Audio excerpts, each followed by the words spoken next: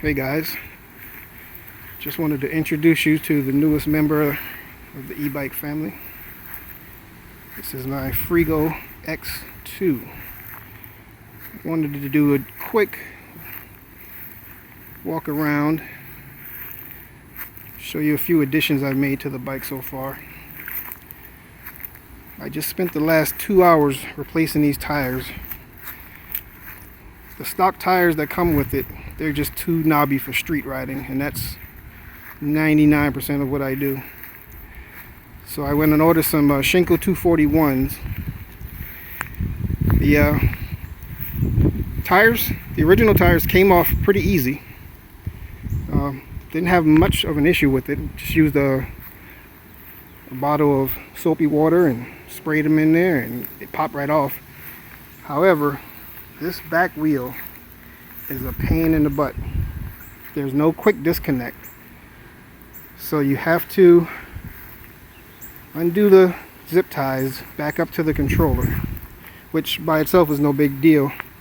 Problem is getting enough slack to pull the wheel out of this section of the dropout.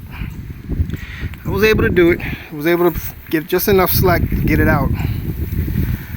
Problem is there's barely enough room to get it out, and if I had to do anything differently, I would definitely just take off the entire brake caliper, because trying to pull it out backwards this way and get it over the brake caliper and the dropout is just a big pain in the butt. Front tire went on no problem, less than 30 minutes from taking the old one off, putting a new one on. Literally nothing to it. So I just came back off from a test ride, and everything seems to be buttoned down tight. The ride is a whole lot smoother. It doesn't sound like a semi truck coming down the road with those big knobbies on it anymore. Didn't notice any kind of speed increases or anything like that, which I wasn't expecting, but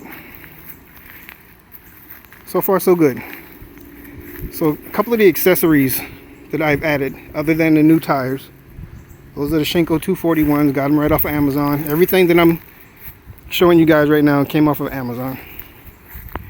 So the first thing I did was I got an additional headlight. And this light, guys, super bright. You have floodlights, a main beam. You can light up the entire bar, and you have flashers for when I'm riding during the daytime. Because the number one thing when you're day riding is you want people to see you coming, so they don't pull out in front of you. So that's a great addition. I put that on every one of my e-bikes. This is another thing I put on every one of my e-bikes. Now, even though this comes with a similar horn, this one is way louder, and it has a built-in alarm.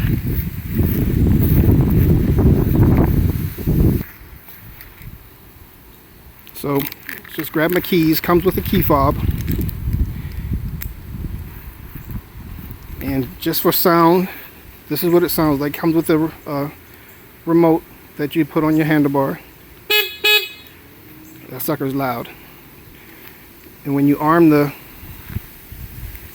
set the alarm, get a red light letting you know it's set. And if anybody even barely touches this thing, it's going crazy. One more time. Alarm on. I'm literally going to barely touch it.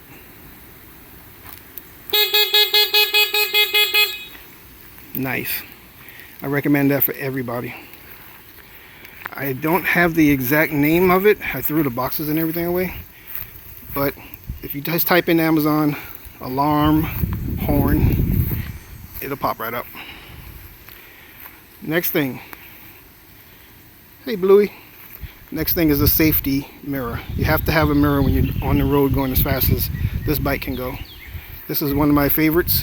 It has the biggest surface area of any mirror I've tried so far, and I've tried a bunch of them and sent them back. God, I love that Amazon return policy. This is Me Chow, and this is a 20. Oops, sorry, won't focus.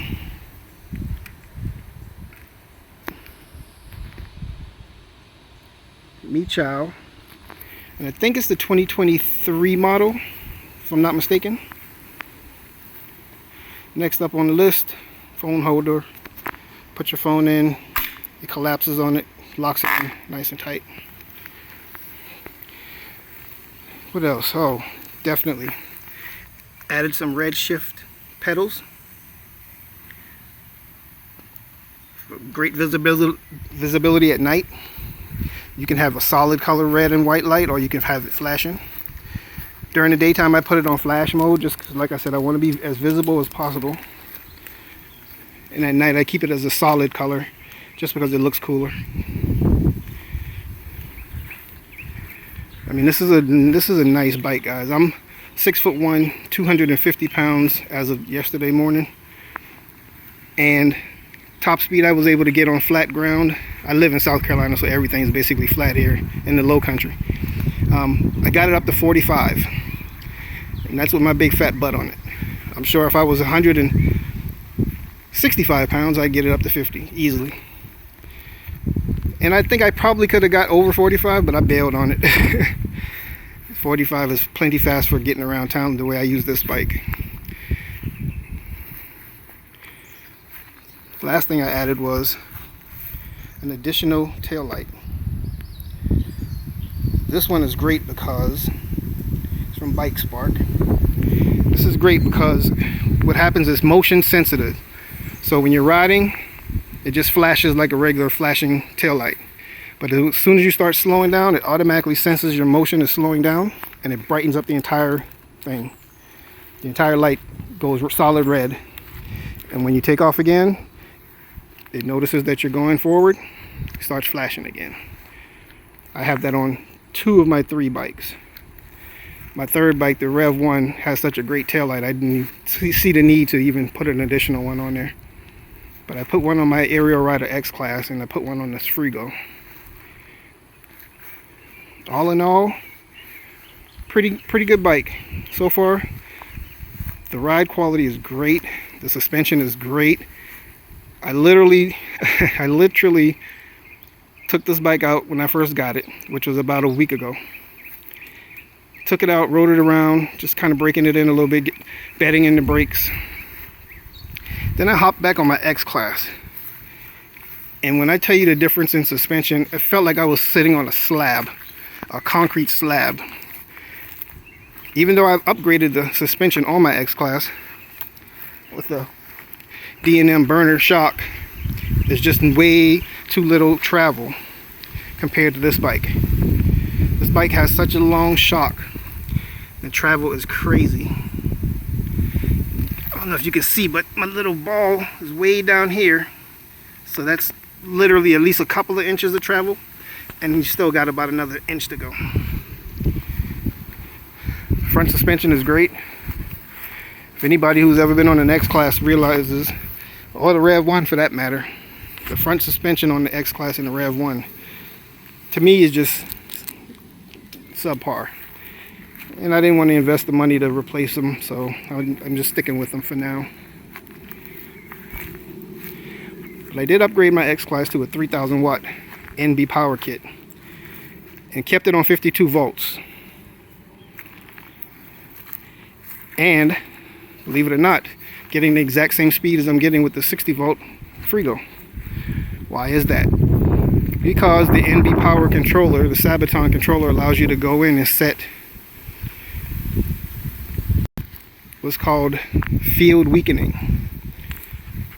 So when you set the field weakening to its maximum on the Sabaton, it gives you at least 20% more speed boost. So a 52 volt bike, and I think that bike has, if I'm not mistaken, 75 amp hours worth of battery on it I put on there. I have 3 batteries on my X class, so I think the total is about 75 or so amp hours. So when I get the speed, it keeps the speed because the 3 batteries are sharing the load from the controller, and it's just an 80 amp controller, same as this controller. So maybe one day I'll get my son out and we'll do a race See if my 52 can beat the 60.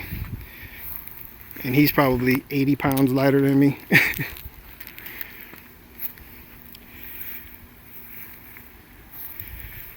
So this is the Freego X2.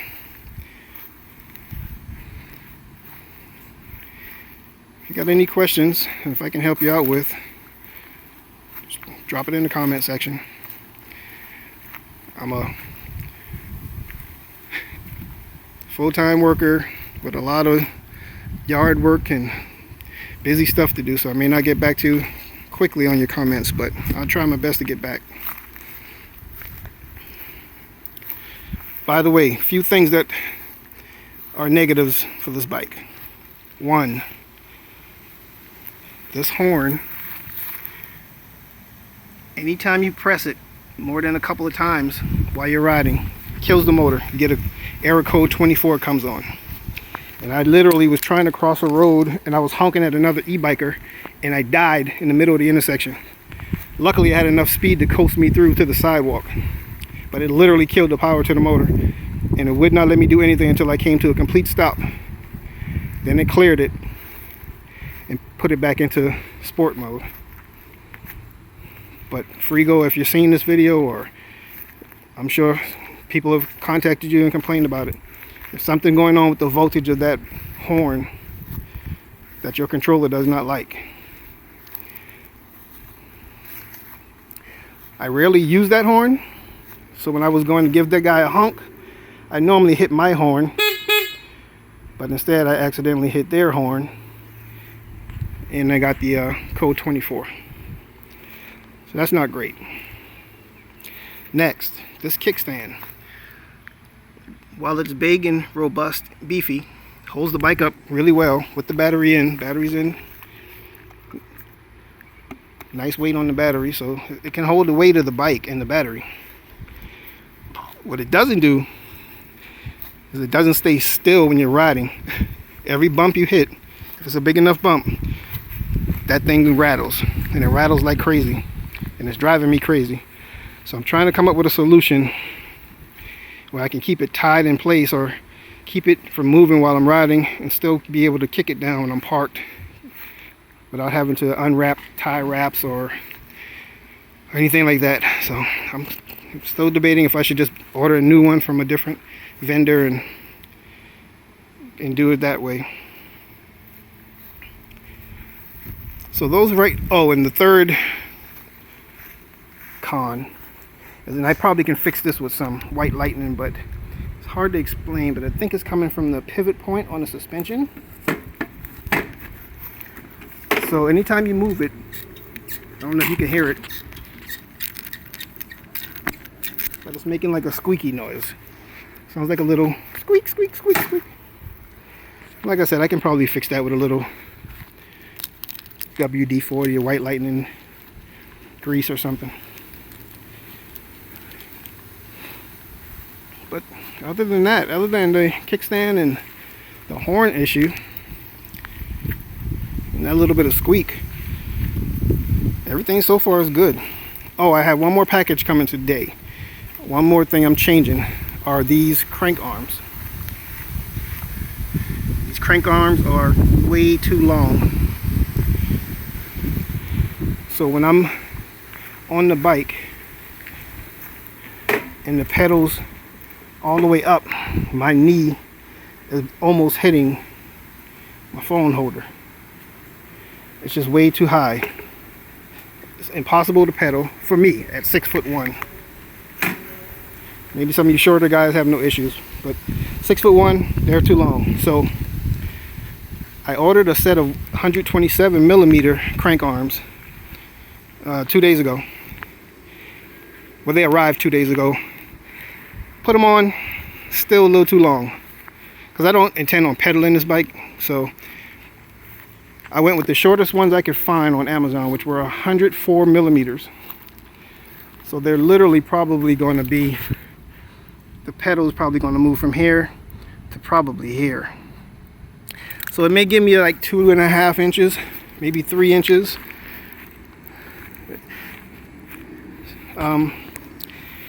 Which I just need a little bit of room, because when I try to get on the bike and if I use my left leg. As soon as I try to go up on the pedal, I always hit my phone. Every time. And it's getting annoying. And I like the shorter crank arms anyway. I replaced them on my X class. I put 135 millimeters on that one.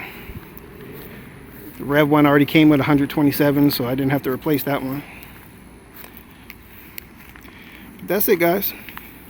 If you're on the fence, get this bike while they still have that $400 off sale. Because for the price, you cannot beat this bike. I paid $2,300 for this. Paid $2,400 for the X class. I mean for the Rev one.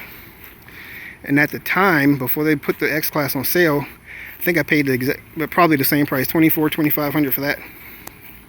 A year and a half or so ago, 2 years ago. So, for the price that I paid for it, and the X class new and the Rev 1 new, those bikes topped out at about 34, 35 miles an hour with my weight. Stock. This bike is doing 45. Stock, $2,300.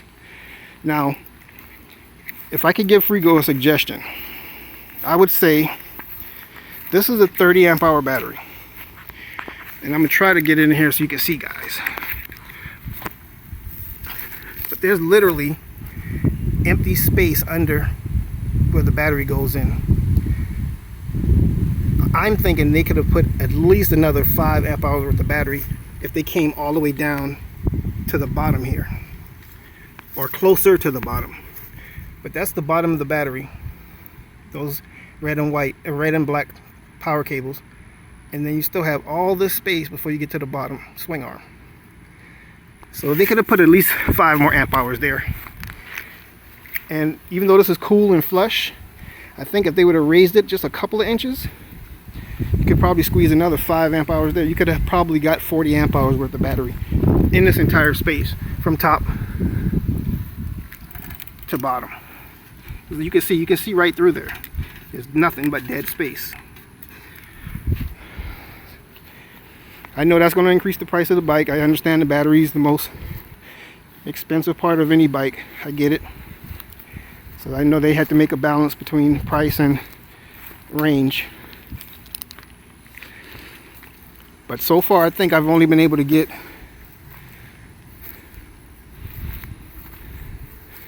$25 solid miles the way I ride, which is wide open, hauling butt, slow down when I see the cops. Other than that, full throttle, no pedal. So I'm sure I could probably squeeze out 30 miles of range, but I would have loved to have had 40 miles of range on this bike. That just opens up the possibility of going just that much further and getting back home without a dramatic drop in speed, because the lower that battery gets, that speed starts to drop off. That's any battery, any e-bike. Don't let anybody tell you otherwise. My Rev 1, same difference. I have a powerful lithium battery, one of the best batteries you can buy, but when that voltage gets low, it's slowing down. You're losing miles per hour. It's just part of the game. That's why I use multiple batteries on all my e-bikes. And I'm still trying to figure out a way to put an extra battery on this guy. I don't know where I'm going to put it yet, but it will have a second battery on here. I'm thinking I can squeeze it up under here. If I can find a pack that can fit in this space, that might work. Or, just let me show you something real quick, guys. If you can see in here. So on my X class, I have this tank style battery. Okay, that's a battery. Looks like a gas tank. That's a battery. I also have a triangle battery and then a stock battery. So this is the one with 3 batteries on it. That goes 45 miles an hour. 3 batteries.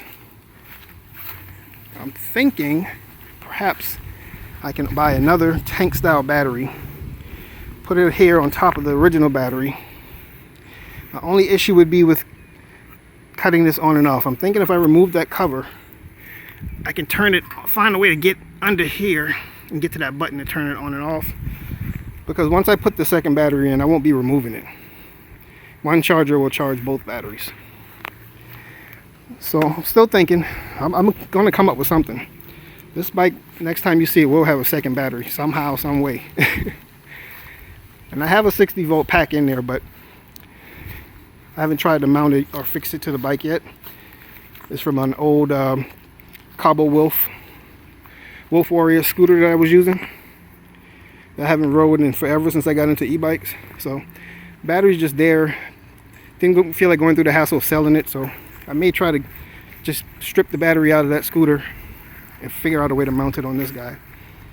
Even if I have to figure out a way to put an extension, like a rack setup, just to give me a little bit more space back here, and then mount it under, I don't know. I'll figure something out. If you guys got any suggestions, let me know. Other than that, this is G-Man. Let's go get you one. Won't be disappointed. Peace.